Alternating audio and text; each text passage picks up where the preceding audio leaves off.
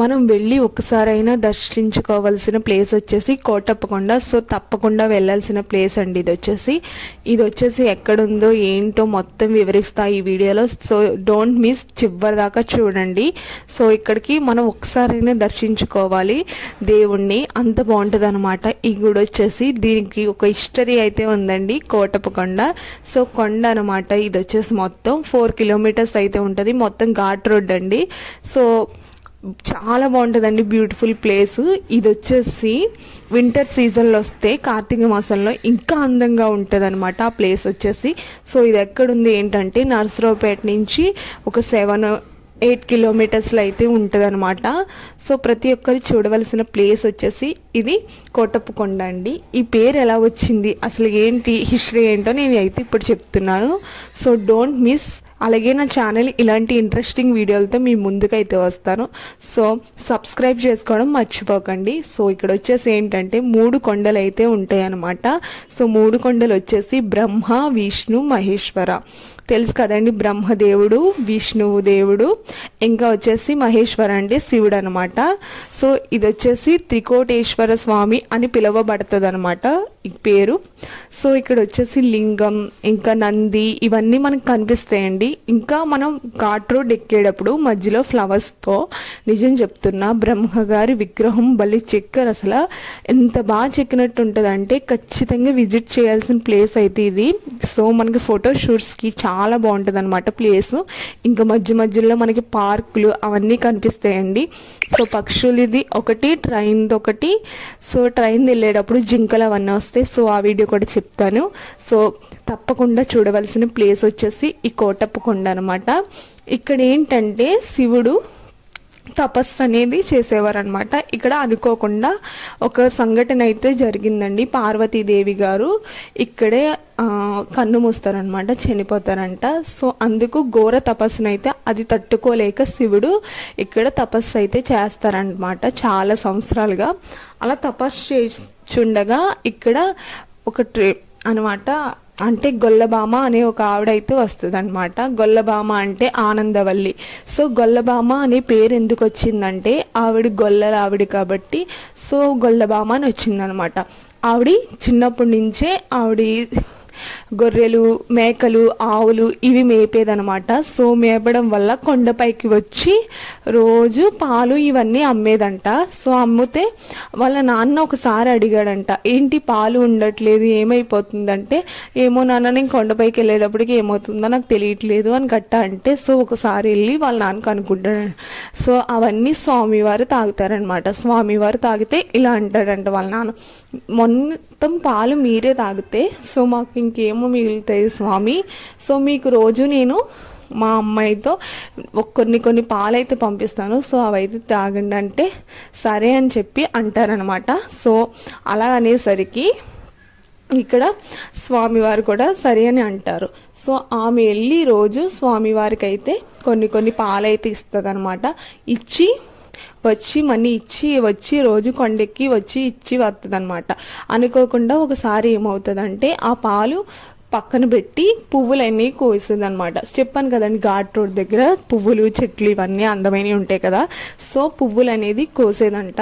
So కోస్తే అనుకోకుండా కాకైతే వచ్చి ఎంగిలి చేస్తుందంట. సో ఎంగిలి చేయడం వల్ల ఆమె అనుకుంటుంది, సో స్వామివారికి పాలు నైవేద్యంగా పెట్టకూడదు, సో కాకి అయితే ఎంగిలి చేసేసింది కాబట్టి పెట్టకూడదు అని అనుకుంటుందంట. సో కొత్త పాలు అయితే తీసుకురావడానికి వెళ్ళి ఇంటి దగ్గర నుంచి పాలు క్యాన పట్టుకెళ్తుందంట. సో స్వామివారు అంటారు, ఈరోజు ఎందుకు లేట్ అయింది, సో ఎందుకు అంత ఆలస్యమైంది, నాకు ఎందుకు ఆహారం ఇంత లేటుగా పాలు పట్టుకొచ్చావని అడిగితే ఇలాగ కాకి ముట్టిందండి, సో అందుకే మన్నీ వెళ్ళి తెచ్చాను అని అంటదనమాట. సో ఆ కాకినైతే అలా తిట్టుకుంటుంది అనమాట. తిట్టుకోవడంతో ఇంకా స్వామివారికి ఇలా చెప్తుంది, రోజు కొండ ఎక్కేదనమాట. సో స్వామివారు ఇలా ఆజ్ఞాపిస్తారనమాట, కాకులు కొండ మీద ఒక్కటి కూడా వాలకూడదని చెప్పేసి కాపులకి ఇలా శాపం ఇస్తారనమాట. సో కాకి అనేది కోటప్పకొండ వెళ్ళినప్పుడు మీరు ఎప్పుడైనా అబ్జర్వ్ చేయండి, ఒక కాకి కానీ ఏమీ కనిపించదండి. సో అంత బాగుంటుంది అనమాట. సో కాకికి అయితే అసలు ఎలో లేదనమాట కొండపైకి.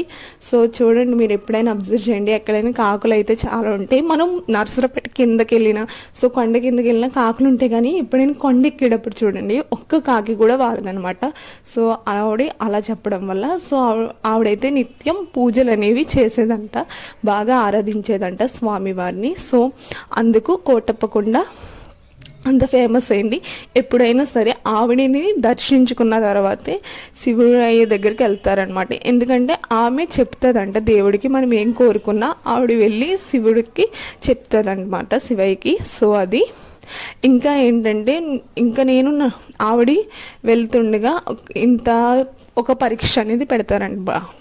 ఏంటంటే 4 నెలల గర్భం ఇలా దాల్స్తుంది అనమాట. సో గర్భం అనేది ఇస్తే ఆవిడ రోజు వచ్చి పాలు ఇవ్వడానికి వస్తే ఎక్కలేదనమాట. సో స్వామివారికి ఇలా అంటది, నేను మెట్టెలు ఎక్కలేకపోతున్నాను, సో మీరే మా ఇంటికి వచ్చి భోజనం తిని వెళ్ళండి. సో అని అంటే, సరే నువ్వు కిందకి చూడకుండా వెళ్ళిపో, నేను భోజనం తినటానికి మీ ఇంటికి వస్తా అని స్వామివారిని అంటే, సరే అని చెప్పేసి స్వామివారు ఇలాగా గొల్లబామ అంటదనమాట. సో ఆనందవల్లి గారు. సో అలా అన్నసరికి వెళ్ళిపోద్ది. కానీ శివయ్య కిందకి దిగి ఒక కొండపైన కాలు వేస్తే బడబడ శబ్దాలు అనమాట. శబ్దం వచ్చేసరికి ఏంటి నా స్వామికి ఏమైంది అని గట్ట గొల్లబామ్మ అయితే భయపడిపోద్దంట. భయపడిపోయి ఇలాగా చెప్తుంది అనమాట, స్వామివారికి ఏమైందని వెనక చూసేద్దంట. వెనక చూసేసి సో చాలా భయపడుతుంది అనమాట. సో అక్కడికక్కడే శిలా విగ్రహం అయిపోతారంట. సో శిలా విగ్రహం అయిపోయి ఇంకా ఆమె గుడి అయితే కట్టారంట. సో ఇది స్టోరీ వచ్చేసి ఇది మాట. ఇంకొచ్చేసి ఇక్కడ మధ్యలో మనకి తగలవలసిన ప్లేస్లు ఏంటంటే, సో ఇక్కడ జింకలు ఇవన్నీ ఉంటాయి. మధ్యలో మనం అబ్జర్వ్ చేయమండి పార్క్ ఉన్నదని. నేను వెళ్ళిన స్టార్టింగ్లో కూడా నాకు కూడా తెలియలేదు ఇక్కడ పార్క్ ఉంటుందని. సో అంత బ్యూటిఫుల్గా ఉంటుంది. అలాగే వినాయక స్వామిది ఫస్ట్ చాలా బాగుంటుంది. కొండ ఎంటర్ అయిన తర్వాత వినాయకుడి స్వామిది చాలా ఎత్తుగా పెద్ద విగ్రహం అయితే ఉంటుంది, చాలా బాగుంటుందండి. సో నెక్స్ట్ వచ్చేసి దక్షిణామూర్తి గారిది కూడా ప్రసాద కౌంటర్ పక్కనే ఉంటుంది. సో ఇవన్నీ విజిట్ చేయాలండి మీరందరూ తప్పకుండా. అయితే కోటప్పకొండకు వెళ్తే మహాశివరాత్రి రోజున నేను వస్తా అని చెప్తారనమాట. సో కార్తీక మాసంలో మహాశివరాత్రిలో చాలా బాగుంటుంది ప్లేస్ వచ్చేసి. మీరు ఖచ్చితంగా వెళ్తే కనుక విజిట్ చేయవలసిందే. సో అంత బాగుంటుంది అనమాట. ఇది కోటప్పకొండ స్టోరీ.